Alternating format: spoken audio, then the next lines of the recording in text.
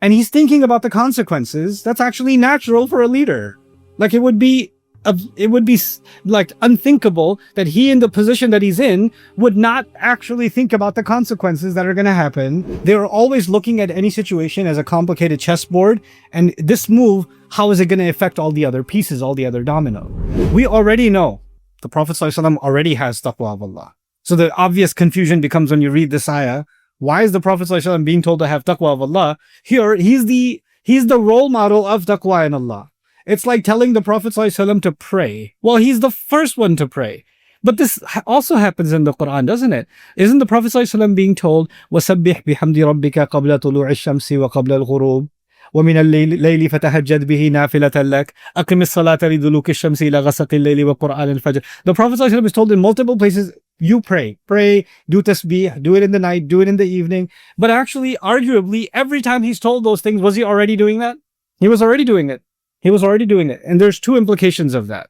But Imam Razi will explain this better. We'll read Imam Razi a little bit because he did a wonderful job on this ayah. But I'll give you something easy. If you're already sitting here, and I told you sit here.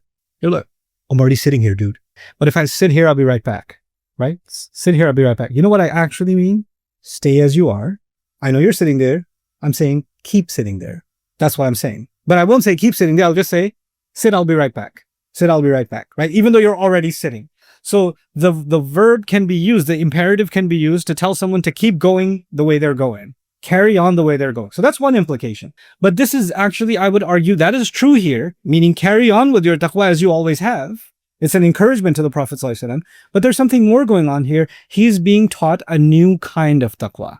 Because taqwa depends on the situation. If you were never if you were never married before and you got married, then you have a new responsibility.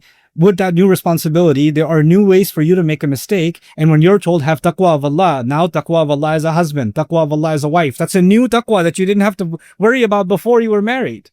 When you became a dad, now you have to have taqwa of Allah as a dad. You didn't have to worry about taqwa of Allah as a dad before you became a dad. Rasul ﷺ is being told that in this moment, after Ahzab, with the marriage of Zainab, in this moment that he finds himself in, there is a new situation, and this situation requires a revisit to what taqwa of Allah means in this situation. That's why this phrase becomes so powerful and unique. Ya ayyuhan nabi ittaqillah. It's a new manifestation of the taqwa, as if to say the Prophet ﷺ needs to be made aware of something that he wasn't actually aware of because it's a new circumstance. It's a newly found situation. Okay, now, let's talk about this third, because I talked about taqwa as a nabi already. Let's talk about what it means when I say caution that comes with leadership.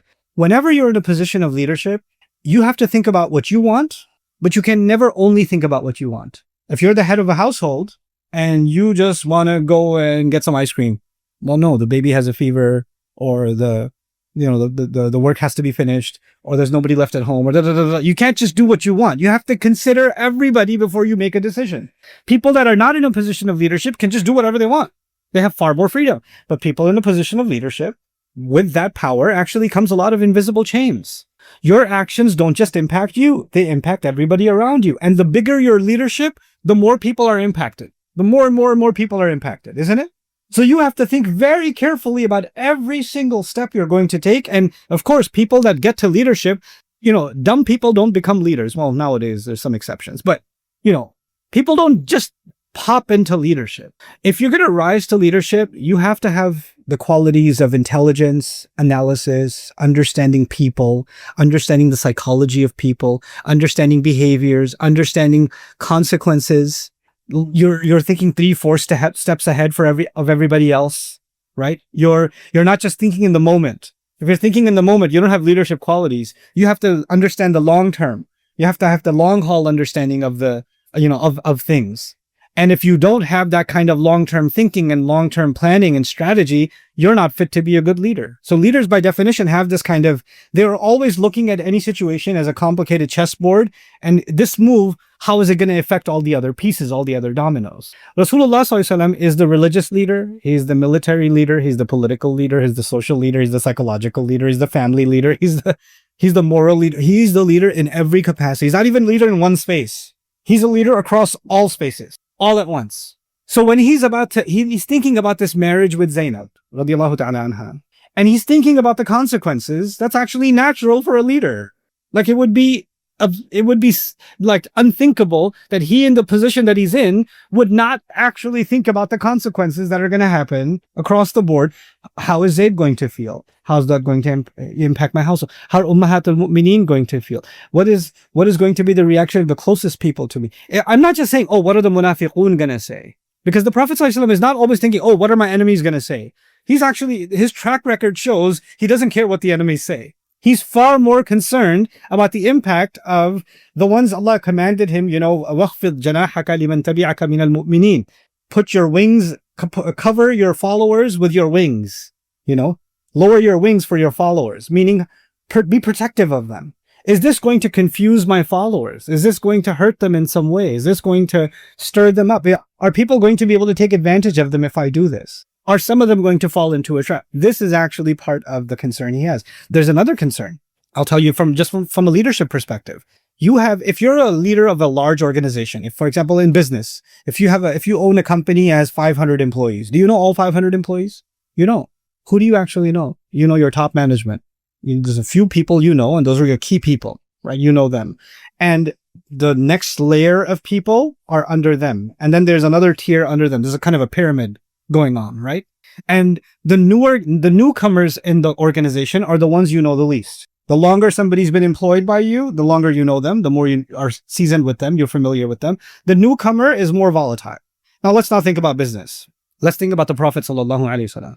There are people that are with him that have been with him for a very long time, right? They lived with him. Some of them lived with him, like Zayd radiallahu anhu. He's lived with him. There are people that have been with him through Makkah. There are people that have been with him through early Hijrah. So it's been a few years now. They've been on the battlefield with him. So there's quite a few that are seasoned in their Islam, and they're seasoned in their interactions with the Prophet sallallahu alaihi wasallam. I'll give you one example of that that's relevant to our story in our surah. He told Zayd radiallahu anhu to keep the marriage going. This is in the Quran. He explicitly told Zayd radiallahu anhu to keep the marriage going. Yes or no? Amsik alayka zawjak. Hold on to your wife. Did Zayd let her go? He did. In the same ayah. And not even in the same ayah. How is the Prophet ﷺ telling you to hold on to your wife and you let her go? Because he's a seasoned follower. He knows the difference between when the Prophet ﷺ is commanding him and when he's suggesting something, but he's giving him the room to decide.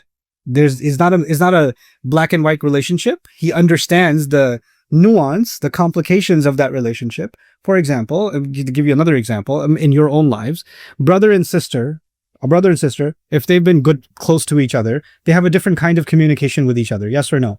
And somebody else walks in on a conversation between a brother and a sister where they're yelling at each other or they're using really like aggressive language to each other. Astaghfirullah, you're talking to your sister like that? No, you don't understand. You just stay out of this. This is not, I know this is not for you. We operate in a different frequency that only exists between me and my sister. It's our world, right? Husband and wife can have that. Best friends can have that. They have their own language, right? What I'm trying to tell you is there are followers of the Prophet ﷺ who are in the inner circle. They understand him best. They understand his even nonverbal communication. They understand what he means, what his intent is. They understand him in a more mature way. But now Ahzab has happened. The Quraysh's influence has shrunk. Muslim influence is expanding. So pretty soon, what's going to start happening? A lot of new Muslims are going to come in, right? And those new Muslims that come in, are they seasoned? And do they understand the Prophet ﷺ in a more subtle way? And they do understand his gestures and his nuance? They don't. Is there more room for them to misunderstand something the Prophet does? Absolutely. There's far more room for them to misunderstand. So as Islam is expanding, as the leadership of the Prophet ﷺ is expanding, he has to now be far more careful even about the smallest things that he does, sallallahu alaihi wasallam, because there's too many new Muslims now and too much expansion now that's coming, and it's going to continue to grow because from Ahzab onwards, and it's in hyperdrive after Hudaybiyah, it's going to explode after Hudaybiyah and become absolutely huge. In this time, every single thing that he does might be understood as the religion itself. It might just get understood as a religion itself. Somebody might, for example, in the absence of this surah, somebody might have thought they found out that the Prophet ﷺ told Zayd to keep his wife. He commanded Zayd to keep his wife. And then they found out that Zayd radiallahu anhu divorced his wife. In the absence of these ayat, somebody might look at that and say, hey, look, Zayd, not a great companion because he disobeyed the Prophet. They don't have a mature understanding, and they might come to that conclusion. And then that allegation against Zayd radiallahu anhu might spread across everywhere. And somebody else might interpret that to mean, look, the Prophet ﷺ is commanding you to hold on to your wife even if things are bad.